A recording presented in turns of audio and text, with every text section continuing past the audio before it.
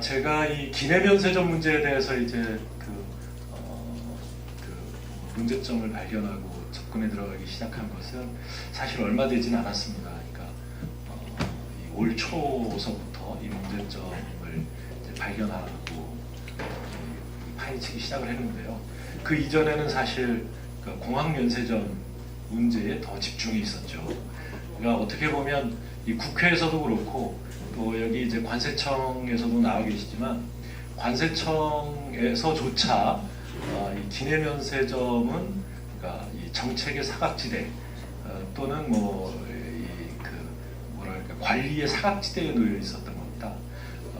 그럼에도 불구하고 이제 항공사들은 이 국장 면세점에 대해서는 기내면세점 매출이 줄어든다는 이유로 줄기차게 반대를 해왔고요. 그러나 거기에 어떤 이 부정이 숨어 있을 거라고는 저희들도 생각을 거의 안 했는데, 이를테면 이제 재벌 기업들의 일감 몰아주기라든가 이런 이 가족 이해관계인이 소유하고 있는 회사와 부당한 거래를 하고 있는 이런 것들이 사실상 이 감시의 사각지대에 놓여져 있는 기내면세점에서 아주 그냥 일상적으로 이루어지면서 사실상 기내면세점에 납품하는 납품회사라고 하는 형태를 통해서 이 항공사, 그러니까 재벌 항공사의 오너 가족들의 일종의 내근고 비슷하게 기내면세점이 이용돼 왔다라고 하는 것을 이제 그러니까 발견을 하게 된 거죠. 그래서 이 문제를 이제 제기를 하기 시작을 했는데 제가 이 문제를 다 풀어놓지 못하고 기재위를 떠나게 됐습니다. 두 분 의원들께서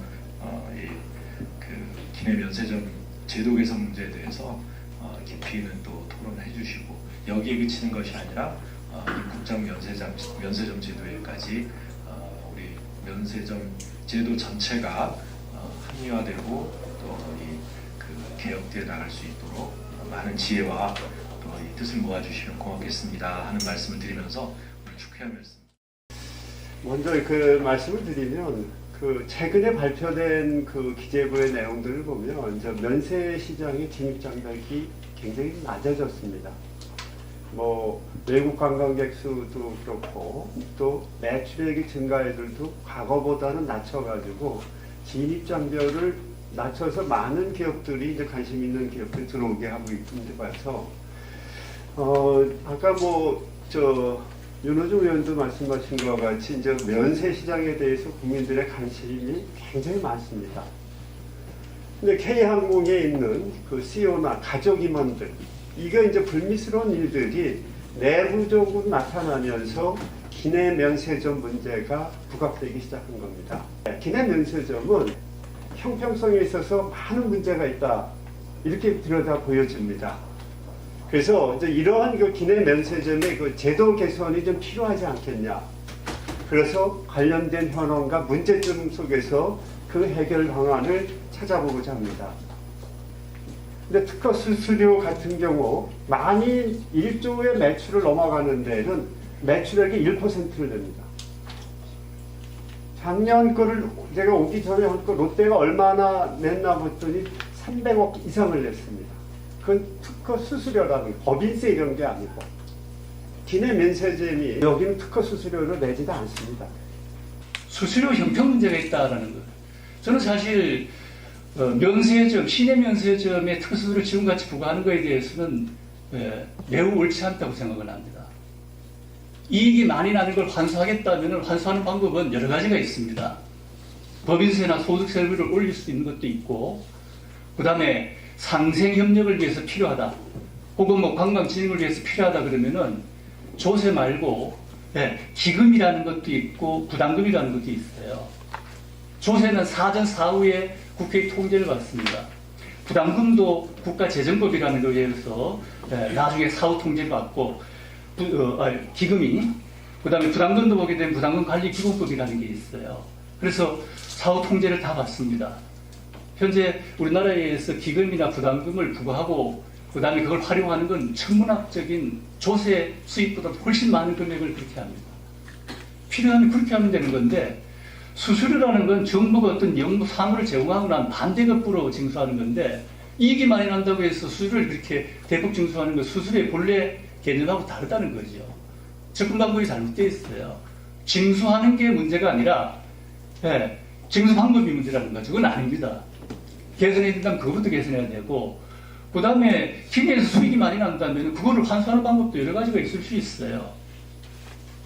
형평을 맞춰야 될 필요가 있을 수도 있습니다. 그러나 방법상의 문제가 좀 다르다 그 얘기고요.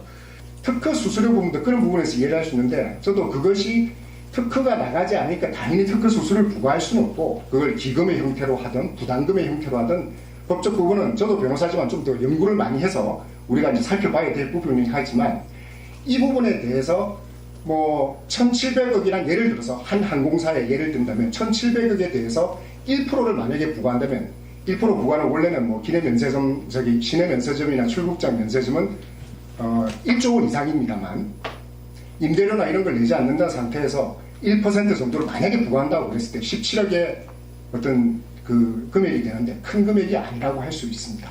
하지만 분명히 국가가 그런 관세 주권을 포기하면서 이득을 얻게 해준 대가로서 어느 정도의 어떤 부담은 당연히 해야 되는 것이고요. 저는 개인적으로는 충분히 지금 이 뭐 들어오는 금액과 이런 매출 이익들 이런 걸 계산하면은 1% 이상이 가능하지 않을까. 기내 면세점의 경우에는 그런 생각을 아주 소박하게 생각을 하고 있는데 그런 부분에 대해서는 뭐 비율이라든지 어떤 형태로 부과해야 될지는 우리가 숙제로 남고 계속 연구해야 될 문제이긴 하지만 이거를 제도적으로 이걸 하는 것이 불가능하다.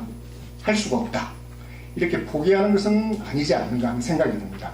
그래서 특허 수수료 그 개념을 이제 부담금이라고 해도 좋고 또는 기금이라고 해도 좋고 이 부분에 대해서는 진지하게 한번 모든 법 개정과 어떤 제도 도입의 가능성을 열어놓고 제도적으로 가능할 것인지 한번 검토를 해봐야 되고요. 특허 수수료 부분 이게 결국은 이것은 앞에 특허 제도를 도입하냐 안 하냐에 따라서 특허제를 도입하게 되면 특허 수수료가 당연히 따라가겠죠. 그러면 그 기존의 그 면세점에 해당되는 특허 수수료만큼 어떤 부과를 할 수가 있겠는데 저희가 이제 특허 제도를 도입하지 않으면은 그에 따른 또 특허 수수료를 부과하는 것은 적절하지 않은 것 같고요. 달리 이제 어떤 그런 많은 이익에 대한 어떤 환수 부분에 대해서는 사회적 가치 기여라든가 이런 부분을 통해서 이렇게 좀 희석을 시킬 수 있는 부분은 별도의 방안으로서 찾아볼 수 있을 것 같습니다.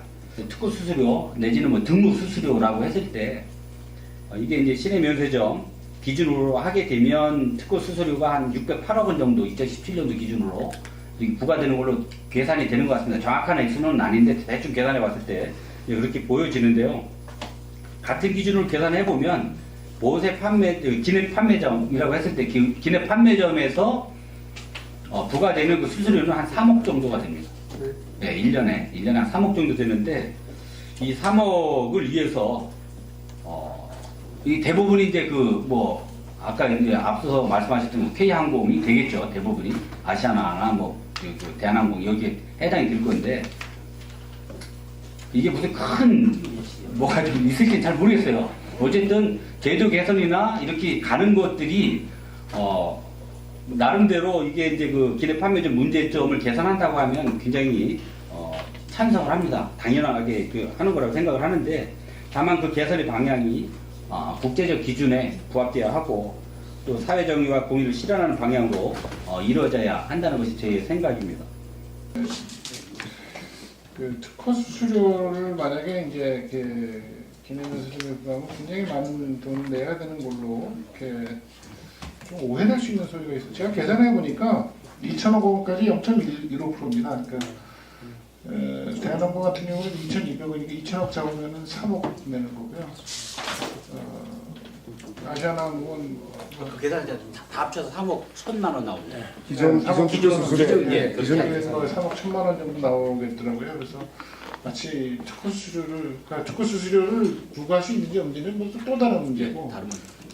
그 현행 일반 면세점 시내 면세점하고 동일하게 적용을 해도 특허 수수료 내는 돈이 그렇게 큰 돈이 아니다. 이런 거.